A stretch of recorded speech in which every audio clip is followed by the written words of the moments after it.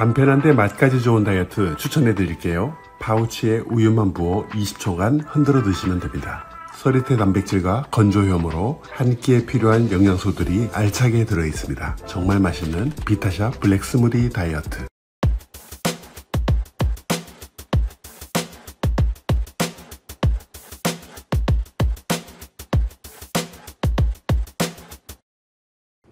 터질 게 터졌습니까? 아니면 여러분 이미 알고 있었습니까? 모르고 있었는데 폭탄이 갑자기 날아들었다 이렇게 보십니까? 김건희 여사가 지난 총선에 직접 개입을 했다. 일파만파 정치권에서는 걷잡을 수 없는 후폭풍에 시달리고 있습니다. 오늘 마키아벨리 박진영 교수와 함께 이게 이제 처음이자 끝인지 아니면 앞으로 어떤 상황이 벌어질지 예측 불허의 일인지 한번 따져보겠습니다. 어서 오십시오. 네, 안녕하세요. 네. 놀랐습니까? 아니면 당연하다, 뭐 터지게 터졌다 이렇게 봤습니까? 뭐 예상하고 있었죠. 예상하고 있었다. 저 장성철 평론가가 네. 이미 예고도 했었고요. 그리고 경남 쪽에는 이미 지난 총선 때부터 소문이 나 있었습니다. 네. 김건희 여사가 직접 개입을 해서 특정 유력 정치인들의 지역구를 옮겨야 한다라는 이야기를 꺼냈다라는 소문이 돌았고요. 그리고 거기에 의해 가지고 실제로 두세 명이 자리를 옮겼다. 결과가 있었다라는 이야기까지 있었습니다. 그리고 또 한편으로 보면은 지난번 국민의힘 전당대회 때 김건희 씨 문자를 한동훈 그 당시 비대위원장이 일십했다, 씹었다 이런 이야기가 있었지 않습니까? 그런 걸로 봐서는 더한 어떤 이 공천 관련 지시 또는 의견 전달도 있지 않았을까 짐작을 했던 거죠.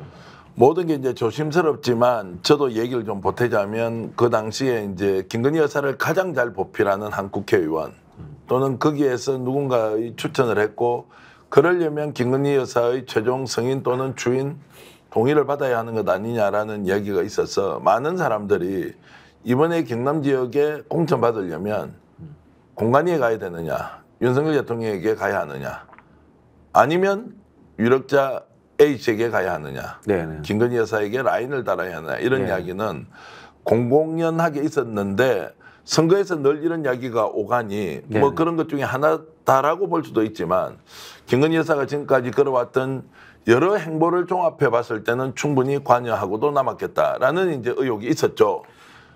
대통령제 국가에서 총선 때마다 이른바 뭐 청와대 지분, 대통령실 지분 이런 이야기가 나왔습니다.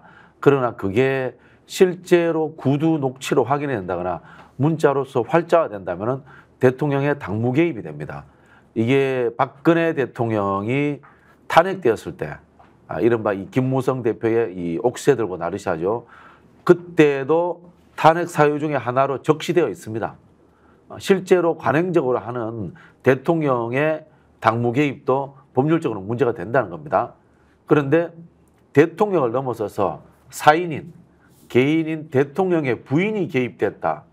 이거는 실제로 사인인 최순실 씨가 박근혜 대통령의 연설문에 개입했던 것과 같은 맥락으로서 이해되는 사인에 의한 국정농단으로 해석될 수도 있는 겁니다. 자, 이제 해석의 영역까지는 조금 있다가 여러 각도에서 다뤄보기로 하고 자, 일단 확인된 내용만 한번 논의해 보겠습니다. 첫 번째, 김영선 전 의원 5선 국회의원과 텔레그램을 주고받았다고 하는 것은 보도한 언론사 뉴스토마토에서 증거를 가지고 있다는 거예요. 그럼 이것은 부인하지 못할 거 아닙니까? 그렇죠. 텔레그램을 주고받았다라고 하는 것은 이제 오픈은 시간의 문제이고 자, 텔레그램을 주고받았다는 것은 사실이니까 네네. 자, 이 자체까지는 그러면 하더라도 대통령 부인으로서 배우자로서 영부인으로서 할 수 있는 일이냐? 아니죠. 그거부터 국정농단입니다. 네. 텔레그램 문자가 법률적 증거로서 어느 정도 인정을 받을지에 대해서는 따져봐야 됩니다. 그러나 그 문자 보낸 내용이 사실이다. 그리고 그 김건희 씨가 보냈다 하는 거는 이게 확인이 된다면은 이건 그냥 국정농단입니다. 국정농단이다. 그렇죠. 보냈다는 것은 뭐 개인적으로 박진영 교수 친한데 이번에 뭐 총선의 차원에서 하지 말고 김해에서 국회의원 하면 어떻겠어요? 고민 한번 해보시지요.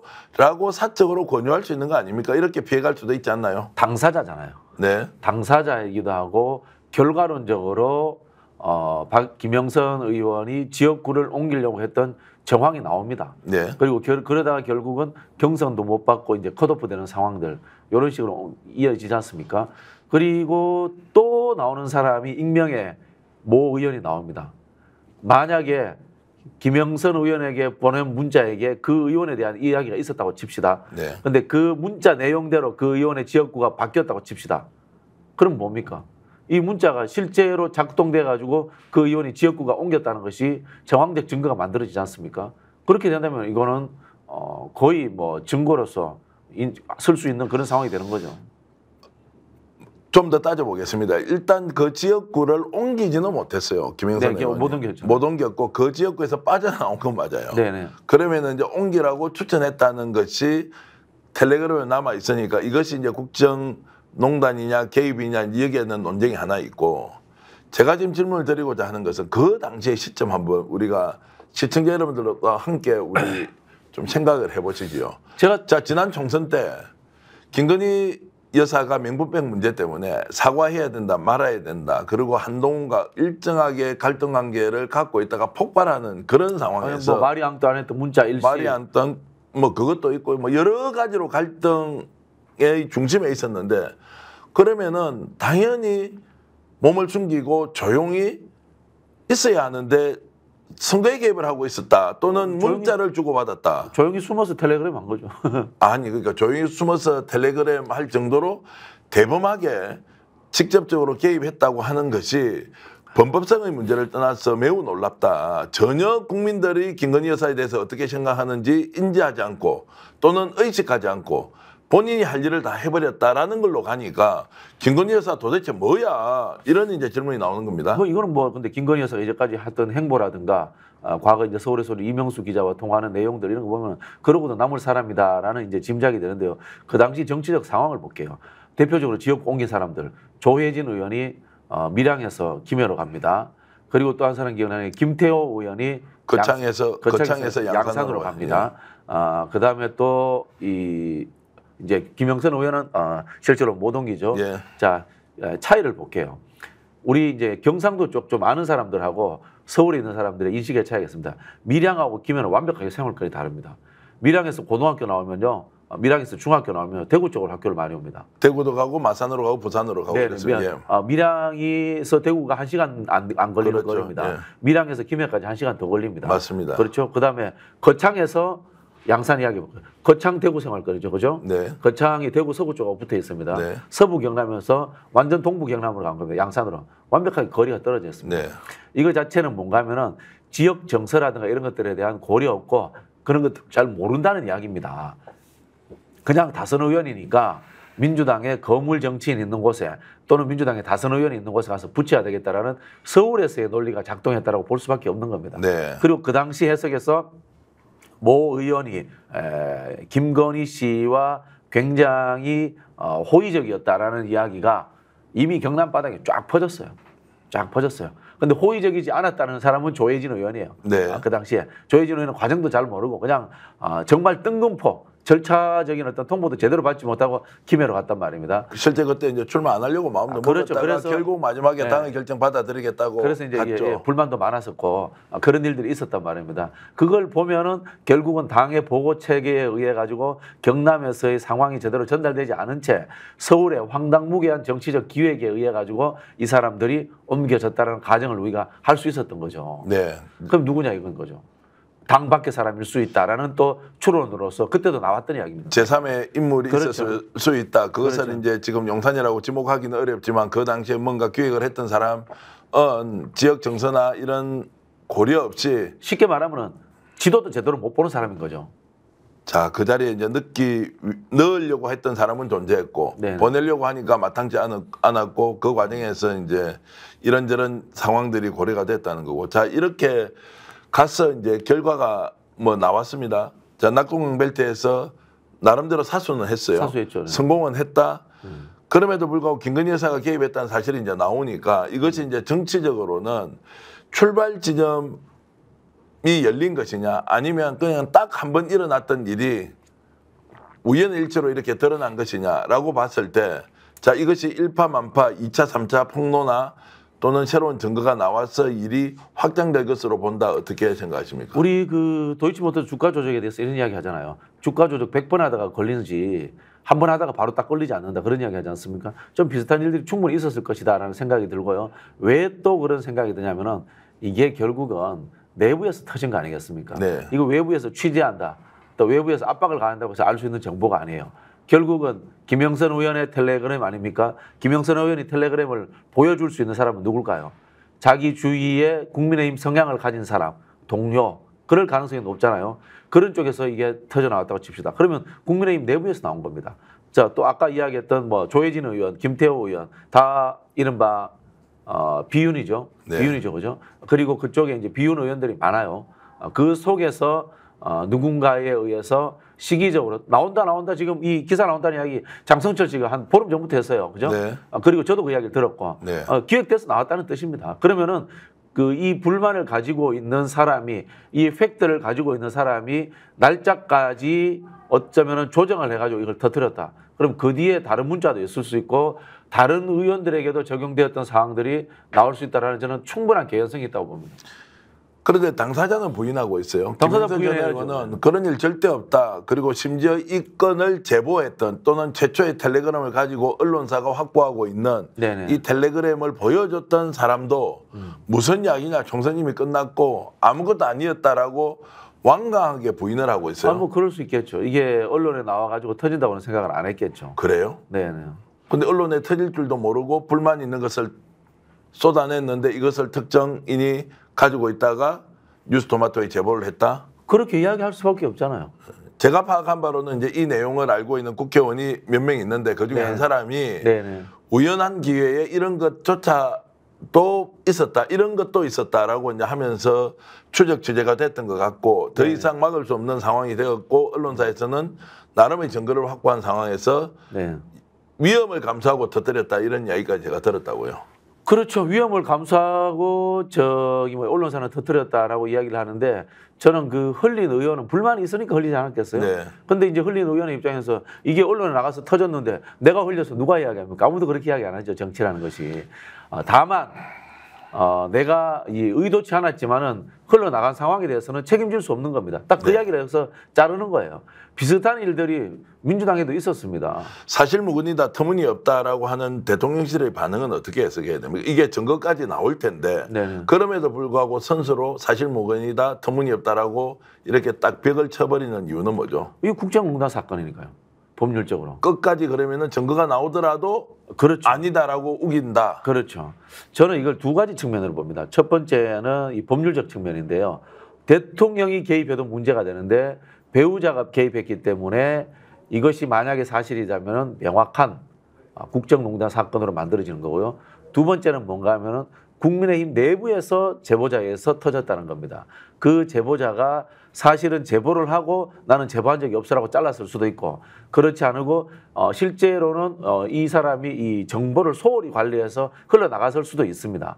그럼에도 불구하고 이 소스의 제공자가 국민의힘 내부의 공천 상황을 아는 깊숙한 곳이라는 측면에서 그리고 또 이 진원지가 영남이고 또한 정치적 성향으로 봤을 때 비윤으로 분류되는 사람들과의 관계들 속에서 이루어졌다는 것. 이것 때문에 저는 좀 더 휘발성과 확장될 가능성이 있다 이렇게 보고 있습니다. 그래서 이게 엄청난 국정농단이 터졌다라고 이제 민주당에서는 반응을 하는데 좀 과잉 반응 아니냐.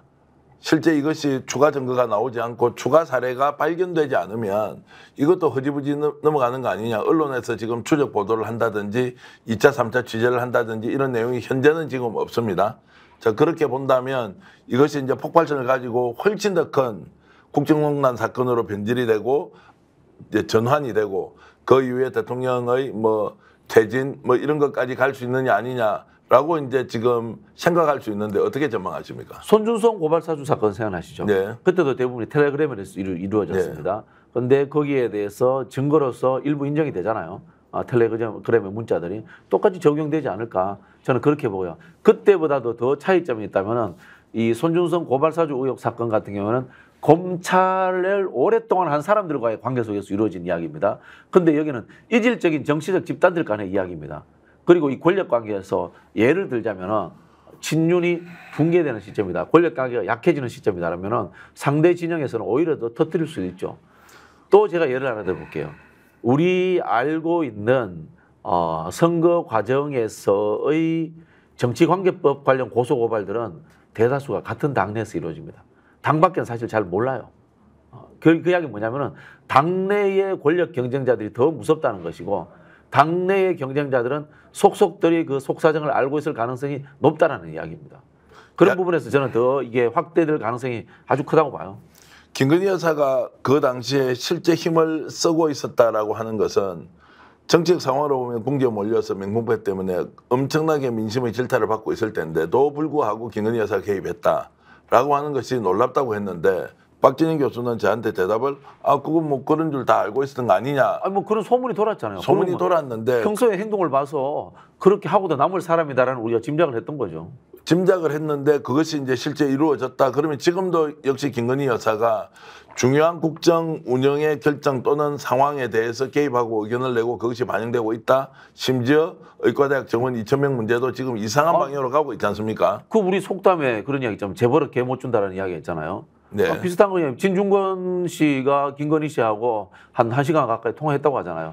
거기에 대해서 2,000명 의대 정원 문제에 대해서 완강하게 이야기를 한다잖아요. 아니 김건희 씨가 뭔데 자기가 국가의 중요한 정책 결정에 대해서 완강하게 이야기하고 거기에 대해서 지켜야 될 이유를 설명하고 갑니까? 그것 자체가 저는 이 사람이 평소에 국정에 깊숙이 개입하고 있다라는 하나의 반증이 아닌가 이런 생각이 들어요. 그러면 이것도 이제 국정에 깊숙이 개입했던 하나의 증거로 나왔고 그러면 윤석열 대통령은 뭐 하는 거예요? 대통령으로서 국민이 뽑아준 대통령으로서 배우자가 이런 상황에 놓여 있는데도 전혀 본인의 의견이나 또는 본인의 정치적 판단에 의해서 제어를 하거나 통제를 하지 못하고 있는 상황을 계속 2년째, 3년째 지금 이어가고 있다 이렇게 봅니까? 역으로 돌아가 볼게요. 네. 서울의 소리 이명수 기자의 이제 대선 전에 녹취록 보면은 김건희 씨가 그렇게 합니다. 우리 아저씨는 할 줄 아는 게 하나도 없어.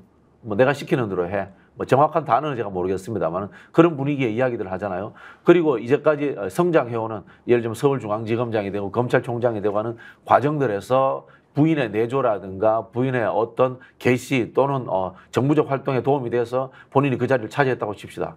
그러면은 우리 부인 이야기 들으면 나는 다 잘 되네? 난 우리 부인 이야기 잘 들어서 대통령까지 왔어? 이렇게 생각할 수도 있는 겁니다. 자, 그래서 지금 우리는 김건희 정권에 살고 있느냐 이제 이런 이야기가 농담이 아니고 진담처럼 들리는 장면 상황이고요. 특검 범위를 확대해서 이제 이것까지 넣자고 지금 서두르고 있습니다. 민주당에서는. 네. 자, 이것이 이제 국민들에게는 호응은 좀 받을 것 같습니까? 어떻습니까? 이 건과 관련해서 특검으로 연계시키는 것은. 국민들이 호응하겠죠. 네. 당연히 뭐 특검에 들어가야 됩니다만은 저는 조금 아쉬운 게 이거 단일 사건으로서 일단 뭐 당연히 뭐 공수처와 검찰은 이제 고소 고발을 해야 되겠죠. 고소 고발을 해야 되고 상임위가 이게 행안입니다. 행안이기 때문에 행안위에 이른바 그 의원들 그다음에 뭐 문건 유출자로 해당되는 뭐 MC. 문자 요건 MC 명모십니다. 예. 그다음에 누가 김영선 의원 예. 이런 사람 불러야죠. 네. 지금 민주당이 국정 이 국회 운영에서 좀 아쉬운 점이 그거예요. 모든 것을 다 특검으로 몰아놓고 있는 거예요. 네. 특검 뭔데 윤석열 대통령 거부권 때문에 안 되잖아요. 그럼 다른 빌드업들을 해줘야 돼요. 말씀하신 건 이제 상임위도 하고 국정조사도 하고 빨리 네. 움직이면서 뭐라도 하나의 사실을 찾아가지고 국민들한테 알릴 필요가 있다. 그렇죠. 이 정도면은 지금 규탄 대회 한번 해야 돼요. 규탄 대회 해야 한다. 네네. 김건희가 직접 대답하라. 그렇죠. 네. 용산에서 직접 나와서 이 문제에 대해서 직접 국민 앞에 설명하라 이런 게 이제 필요하다는 거죠. 그렇죠. 용산에 가서 김건희 씨한테 질의서 갖다 주고 예. 이런 거 해야 되는 지금 시점이에요. 용산은 이 문제에 대해서는 끝까지 이제 극구 부인으로 갈 가능성이 그럴 수밖에 없다. 없죠. 그럴 수밖에 없죠. 증거가 나오더라도 그럴 수밖에 없죠. 네. 그러면 어떻게 하면 또 보수 언론 총동원해가지고 이거 별일도 아닌데 침소봉도 해가지고 야권에서 공격하는 수단으로 쓰고 있다 이렇게 또 몰고 가면서 개선판이 돼버린다. 그게 결국은 이제 국민 여론을 놓고 하는 이제 싸움이 되겠죠. 네. 누가 여론을 먹을 수 있느냐는 부분인 거고 그나마 여기에는 하나의 기대치가 존재할 수 있는 것이 여권의 분화입니다. 네. 앞서서도 말씀드린 것처럼 여권 내에서 이 사건을 알고 있고 이 사건에 대해서 불만을 가진 사람들이 공개적으로 나올 수 있는 상황이 만들어지는 것. 이게 저는 가장 중요한 하나의 기점이다라는 생각이 네. 들고 박근혜 탄핵도 똑같은 거 아니었습니까? 이미 그 당시에 우리가 그 박근혜 십상시 이야기도 나왔었고요. 네. 최순실 이야기도 공공연히 떠돌아다녔습니다. 네. 그러나 이 그 당시 야권이 민주당에서 이야기했을 때 여권에서는 설마 그런 일이 있겠어? 그런 알고 있는 사람들이 있었던 거예요. 예. 결과는 조금 알고 있는 사람이 있었잖아요. 근데 그 사람이 꾹 다물고 있다가 결국은 뭐냐면은 힘에 의해 가지고 여론의 동향이 바뀌니까 그 사람이 사실 나도 알고 있었다 라면서 그때 뛰쳐나온단 말이에요. 똑같은 상황으로 흘러가는 거죠. 오늘도 제가 주위에서 들었던 이야기는 야 원래 이거 다 알고 있던 이야기인데 뭐 그렇게 놀라노. 다만 그런 사람이 뉴스토마토가 보도했을 뿐이다. 네네. 라는 거고. 그 증거가 필요한 거 아니겠습니까? 네. 이게 법률적 절차로 가야 되는 거니까. 네. 우리가 한 2, 3일 지나면서 지금 방송을 하고 있는 이 순간에도 다 알고 있는 내용 이제 드러났고 확인했으니까 야 앞으로 어떻게 되겠냐라고 하지만 사실 다수의 사람은 이미 예상하고 있었던 일이다. 개연성이죠. 개연성 다 있었던 거고요. 여기에서 제가 야권에 대해서 잔소리하는 게 그거예요. 결국은 박근혜 탄핵을 박영수, 윤석열 특검으로 했다라는 착각에서 벗어나야 됩니다. 박근혜 탄핵은 그 당시 민주당 의원들이 주도한 국정조사였습니다. 네. 국정조사에다가 거기에서 재벌들이 나오잖아요. 재벌들이 나와서 다 실토해버립니다. 실토해버리고 무슨 제가 기억나는 고영태, 노성일 이름도 기억납니다. 이런 사람들이 스스로 다 이야기를 해버립니다. 결국은 뭐냐면은 국회에서 국민들을 안아줘야 돼요. 위험에 노출될 수 있는 의원들을 안아줘야 됩니다. 안아주는 제일 좋은 방식은 법률로서 안아주는 것도 아니고 국민들 눈앞에 그 사람들이 보여야 돼요. 네. 그게 제일 안전한 겁니다. 국회를 늘 열어가지고 이런 중간에서 방황하는 제보를 할 것인가 말 것인가 내 양심에 찔리지만 그렇지만 윤석열이 겁나서 숨어 있어야지 라고 생각하는 사람들을 국민들 시선을 통해서 지켜줘야 돼요. 자, 이제 김건희 여사가 국정농단 그리고 국정 운영에 개입을 했는데 자, 인사 개입 여러 이야기가 나왔지만 증거 하나도 없었고 이건 지금 이제 총선 개입입니다. 선거에 개입을 해서 특정인의 지역구를 바꾸라고 권유를 했다. 이제 이 정도까지 갔다면 김건희 여사의 국정농단이 하나하나 드러나는 이제 출발 지점에서 뭔가 문이 열리고 있다. 이런데 이상한 게 하나 있습니다. 이준석 개혁신당 대표가요. 네. 이 문제와 관련해서는 나도 들었던 이야기인데 제보의 신빙성이 좀 약하다. 완결성이 떨어진다. 나도 진작 이 이야기를 들었다. 이제 이런 이야기를 하면서 의외로 이거 빨리 밝혀야 한다라고 할 것 같지만 이준석 개혁신당 대표는 한번 물러서서 약간 관망하는 느낌을 좀 줘서 야 이건 또 뭐야 라는 생각을 좀 했거든요. 한 두 가지 측면이 있는 것 같은데요. 요즘 이제 의원들한테 이준석 대표에 대한 평가를 들어보면 굉장히 성숙했다 이런 이야기를 합니다. 네. 그래 성급하게 팩트 확인이 안 된 상황에서 결론 내리지 않겠다라는 조심성의 발로일 수 있고요. 또 한편으로 보면은 결국 이준석 대표는 그 당으로 돌아가야 됩니다. 네. 그 당으로 돌아가서 쓸어 담아야 됩니다. 예. 쓸어 담아야 되는데 쓸어 담는 방식이 칼질해서 다 죽이고 나서 쓸어 담을 것인가 아니면 휘청거리는 사람들을 허리를 안아주면서 쓸어 담을 것인가 네. 라는 그런 부분에 대해서 이준석 대표가 과거와 다르게 저는 고민한다 그런 느낌을 좀 그 받았습니다. 후자 쪽으로 생각한다면 그렇죠. 결국 이준석 대표가 국민의힘으로 돌아갈 수 있는 기회가 어느 시점에 올 것인데 네네. 그때쯤 되면은 김건희 여사 또는 윤석열 대통령은 쓰러져야지 갈 수 있는 사실상 거죠. 쓰러져서 그렇죠. 존재감이 없다. 예, 예. 그러면은 이 말은 완결성이 떨어지는 제보였다라고 하는 것은 결과적으로는 윤석열 김건희 부분은 끝이 나버렸고 내가 그 공간으로 돌아가야 될 때 좀 더 유연하게 부드럽게 다수를 좀 포용하면서 갈 수 있는 그 멘트를 이미 날리고 있다. 미리 날리고 뭐 있다. 그런 측면이 있는 게 저희가 이 정도 알면은 국민의힘의 핵심 구성원들이 이미 다 알고 있지 않을까요? 네. 저희가 아는 수준의 10배, 100배를 저는 알고 있을 거라고 봅니다. 알고 있지만 말을 못한다. 그렇죠. 결국 이게 힘의 논리예요. 힘의 논리예요. 그래 지금 제가 야권에 자꾸 쓴소리를 하는 게 야권이 자꾸 특검이라는 걸로 가지고 법률 형사법적 절차의 논리로 자꾸 접근하고 있거든요. 탄핵이라든가 정권이 무너지는 것은 국민 여론에 의해서 무너집니다. 이 이야기 들어보셨습니까? 김건희 여사가 국정 운영에 일정하게 개입 또는 관여하고 있다는 내용을 많은 국회의원, 수십 명이라고 하는 사람도 있고요. 수십 건이라고 하는 이야기도 있는데 이게 다 녹음이 돼 있다는 거예요. 자, 한번 대한민국 국민들한테 여론조사 한번 해봅시다. 윤석열 정부의 김건희가 국정 개입한다고 생각하십니까? 안 한다고 생각하십니까? 저는 최소한 65%가 국정 개입한다라고 나올 거라고 봐요. 그 이상 나올 것 같은데. 뭐 그 이상 나올 수도 있죠. 예. 왜 이런 여론조사 안 돌립니까? 쉽게 말하면. 자, 그 뭐 여론조사를 통해서 이제 확인할 수 있다 또는 민심은 우리가 무엇인지 들을 수 있다는 건데 제가 이제 65%를 넘어설 것이라고 생각하는 이유는 이런 겁니다.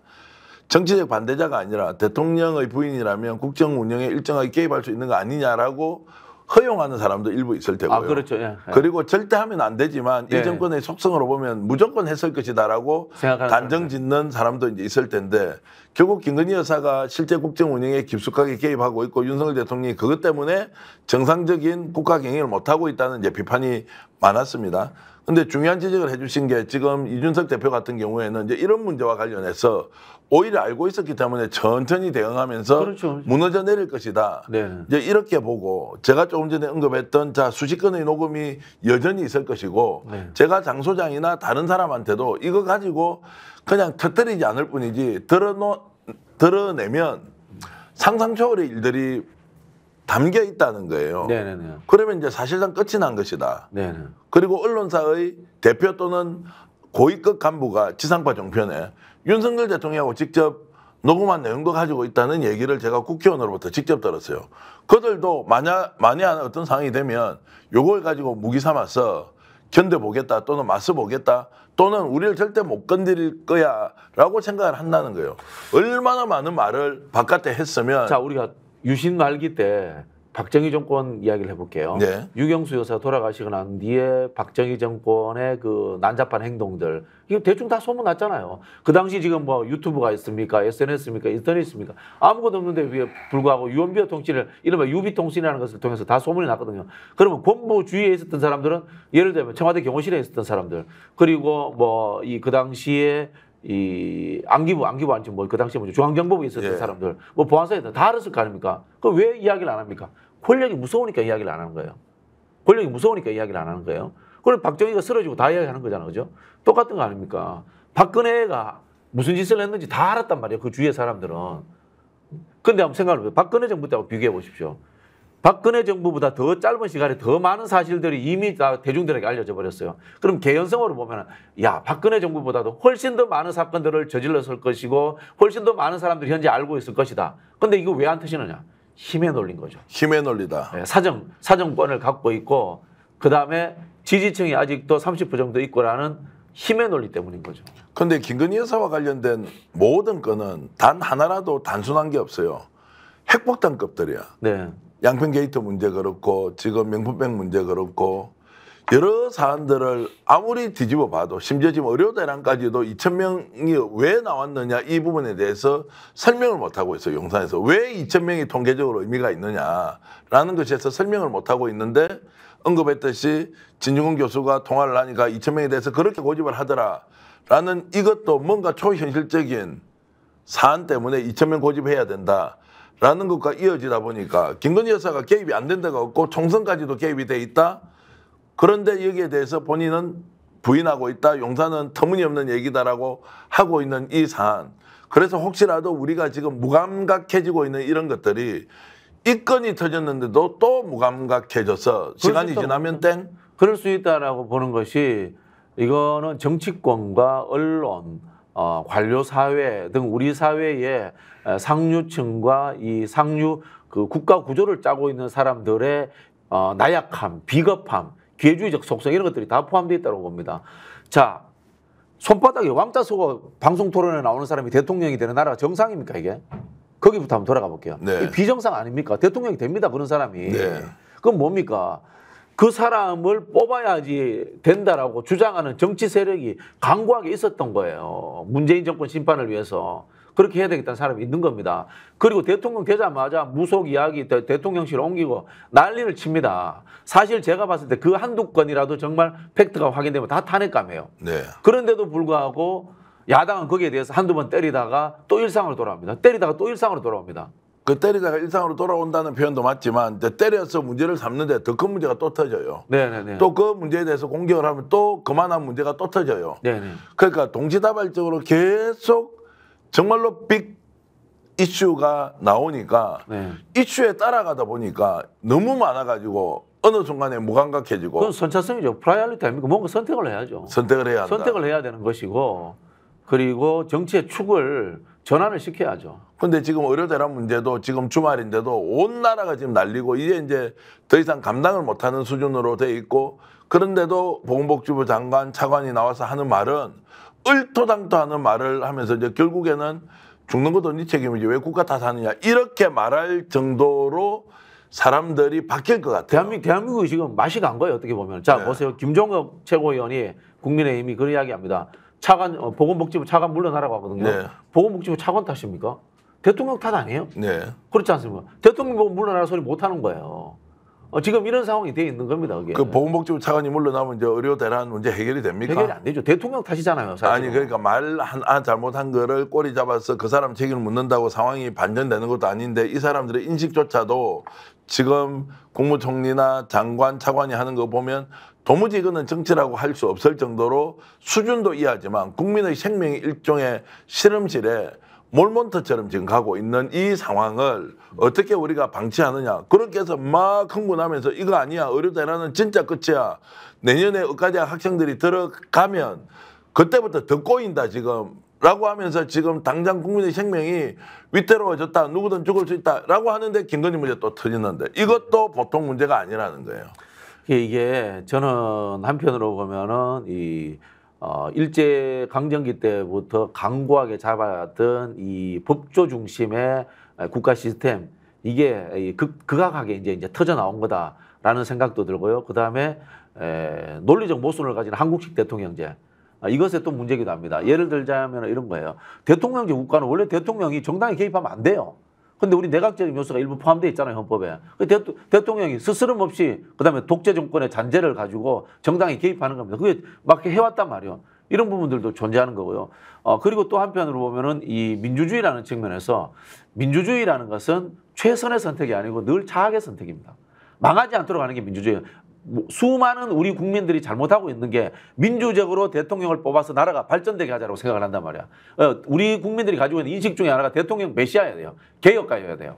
근데 알고 보면 정치인은 개혁가고 메시아가 아니라 망하지 않도록 그다음에 권력을 분점시키도록 하는 그런 역할을 하는 것이 왜 민주주의의 본류거든요. 근데 우리는 그렇지 않아요. 그러다 보니까 힘 있는 대통령, 제왕적 대통령 몰아주자. 이런 이야기 늘 한단 말이에요. 저는 그래서 그런 생각이에요. 늘 국회는 여소야대였으면 좋겠어요. 여소야대 국회를 끌고 갈 수 있는 통합적이고 상대 의견을 들어주는 사람이 좋은 대통령이지 막 혁신적인 정책을 있지 않습니까? 내중심적으로 지지층을 위해서 팍팍팍 치고 나가는 사람이 과연 훌륭한 대통령인가라는 근본적인 문제 제기도 해보고요. 그런데 지금 대통령제가 이제 문제라고 해도 이런 대통령이 나올 줄은 누가 알았습니까? 최악의 대통령을 아니 그러니까 지지했던 또는 실제 투표했던 보수 지지층 유권자들도 지금 이 대통령이 하고 있는 것에 대해서 동의를 하고 있을까요? 동의 안 하죠. 동의를 하지 못할 거 아닙니까? 이거는 진짜 말이 안 된다. 지금도 그러면 문재인 탓, 이재명 탓으로 해가지고 대통령이 존재 이유를 확보할 수 있다 이렇게 본다는 것은 그 사람들은 그럴 수도 있어요. 내가 윤석열 찍고 싶은 거 찍은 게 아니야. 문재인 싫어서 찍어서, 이재명 싫어서 찍어서. 이렇게 이야기할 수도 있을 겁니다. 제가 그분들께 질문하고 싶죠. 그래서 지금 행복하십니까? 살만합니까? 원래 이런 나라 기대하고 있었습니까? 라고 질문을 던져야 되는 거 아닌가요? 그럼 김건희 여사 저 정도 개입한 거, 이 대통령 부인이 그럴 수도 있지. 뭐가 문제야? 병원 의료 대란? 아니 정원하는데 의대 정원하는데 대통령 비전 맞더라. 근데 국민들이 왜 곤소리하고 자빠져 있어? 그냥 가만히 있어. 그리고 병원 가서 죽는 거는 사람 팔자 하늘의 소관인데 죽을 수도 있고 살 수도 있지. 그걸 왜 나라 탓을 하느냐. 뭐 이렇게 이제 막 얘기를 하잖아요. 밑도 끝도 없이 지금 지르고 마치 논리적으로 맞다고 생각하는 사람이 그래도 지금 20%가 존재하는 거 아니냐. 그렇죠. 70대 넘어서는 노년층은 이제 반발하기 시작했고 특히 대구 경북 부산 경남 쪽에 많이 있지 않습니까? 노년층이 지지층들이 이 사람들이 올 지금 명절을 어떻게 안전하게 넘길 것인가를 이제 걱정하고 있으니 이것도 보통 문제가 아니다라는 이야기까지 나옵니다. 그렇죠. 욕하다가 지치는 거죠. 욕하다가 제가 요즘 그 신인규 변호사 이야기 굉장히 귀 기울입니다.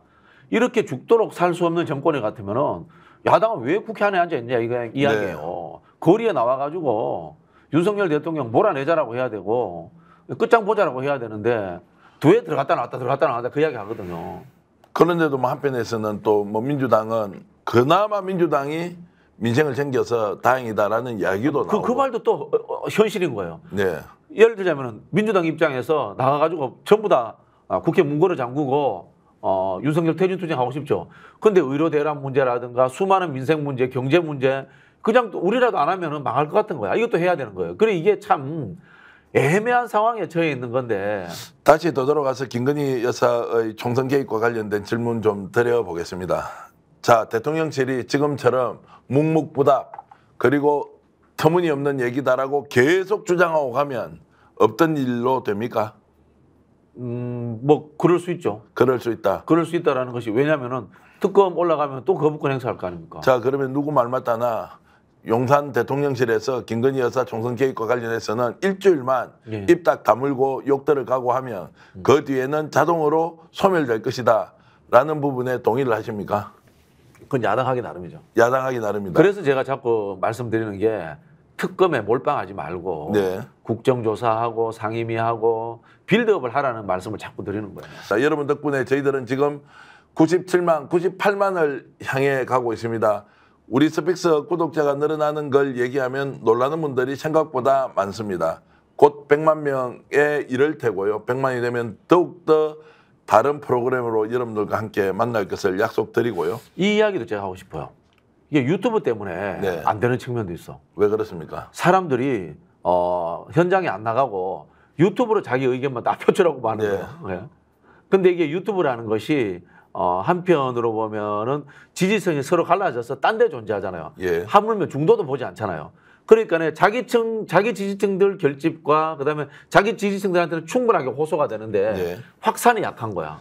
확산이 약하다. 그런 측면에 있어서 저는 우리 거대 유튜버들이 거리에서 한번 유튜브 전체 대회 한번 했으면 좋겠어요. 이런 것들 가지고. 뭐 저는 찬성을 하고요. 유튜브가 이제 있기 때문에 소식을 비교적 빠르고 정확하게 알 수 있다는 것도 있지만 거리에서 오프라인에서 국민들이 모여서 함께 행동하는 데는 오히려 유튜버가 장애 요인이 된다라는 부분도 현실로 제가 받아들이겠습니다. 어찌됐든 지금은 우리가 정보를 접하고 또 이렇게 공유하는 것은 유튜브라는 공간이 있어서 정말로 특정한 세력이 특정한 정보를 장악하면서 국가를 통치하는 것은 불가능하다. 진실은 어디선가 흘러나온다는 확인을 여러분들께 항상 시켜드리고 있으니까요. 오늘 이 방송 보신 분들 구독, 좋아요를 통해서 저희들 더욱더 응원과 격려를 해주시길 부탁드립니다. 그리고 제 오른쪽에 나오고 있는 명절 선물 세트 아직 준비하지 않으신 분이라면 경성한우 QR코드 저기에 딱 찍으면 정말로 괜찮고 가격도 저렴하고 품질은 훌륭한 이런 명절 선물 세트 함께 쓸 수 있습니다. 1522-0487 전화 거시면은 명절 선물 세트 정말로 야무지게 준비할 수 있습니다. 오늘 긴 시간 이렇게 박진 교수 와주셔서 고맙고요. 주말에 보내드리는 마키아벨리 모두 마치겠습니다. 남은 연휴 잘 보내시기 바라겠습니다. 고맙습니다.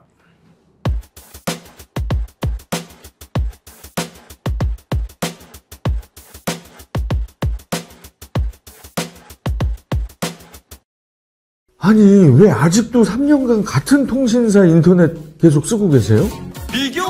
인터넷 가입 시 48만원, 교신 변경 시 추가 혜택이 주어집니다. 인터넷 비교를 통해 인터넷 가입하고 지인에게 홍보해주세요. 본인 추천을 통해 가입한다면 5만원이 추가로 지급됩니다. 지금 홍보에 인터넷 비교원 검색 후 3초만에 감정 행복 비교해보세요. 인터넷 비교원.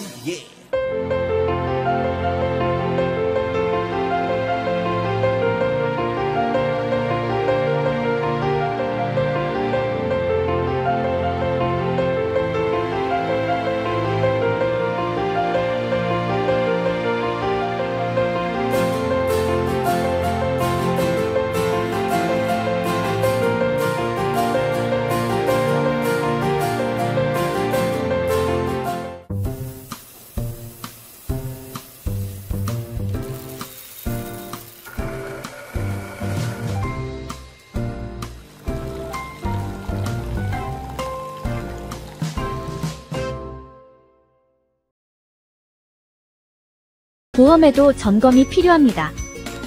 요즘 경기가 어려워서 보험료 내는 것도 부담스럽죠. 보험료는 줄이고 보장은 넓게. 건강보험도 자동차보험도 나에게 맞춤 보장. 믿을 수 있는 보험 전문가들. 믿을 수 있다 더 착한 보험. 본 광고는 손해보험 광고 심의 기준을 준수하였으며 유효기간은 심의 결과 통보일로부터 1년입니다.